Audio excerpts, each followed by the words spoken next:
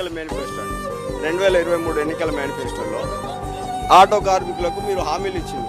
ఈ మహాలక్ష్మి పథకం వల్ల వేటు పడుతుంది, వాళ్ళ జీవితాలు నాశనం అవుతాయని మీరు ముందే గ్రహించి మమ్మల్ని నమ్మించడానికి మీరు మోసపూరితమైన హామీ ఇచ్చి మీరైనా మా సమస్యల మీద మాట్లాడండి. ముఖ్యమంత్రి గారు మీరు మమ్మల్ని ఓట్లు అడిగిళ్ళు, ఓట్లు వేయించుకున్నారు.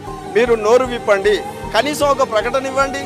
అరే మా బడ్జెట్ మాకు ఇవ్వండి, నీ జేబులోకి వెళ్ళియకు, మా బడ్జెట్ మాకు ఇవ్వండి.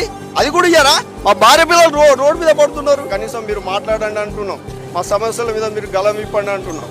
మీరు గలం విప్పక మాకు అపాయింట్మెంట్ ఇవ్వక మమ్మల్ని చులకన చేసిన అనుకోండి, 83 మంది చనిపోయారు, నాతోటి 84 అవుతారు.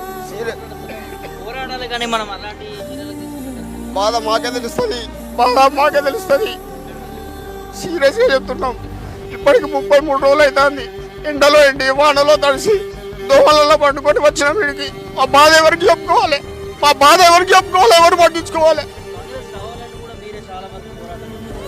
చేసినామండి, నమ్మినాము. పెడతానంటే ఆశే కదా. 12,000 ఇస్తామన్నారు కదా, సంక్షేమ ఓటు పెడతామన్నారు కదా, 1000 కోట్ల బడ్జెట్ పెడతామన్నారు కదా, మొత్తంగా ఆటో సామాజిక భద్రత కల్పిస్తాము అన్నారు కదా. పెడతానంటే ఆశే కదా, నమ్మినాము.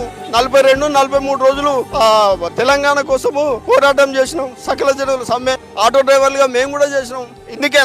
ఇందుకేనా మా చావులు కోరుతానికేనా?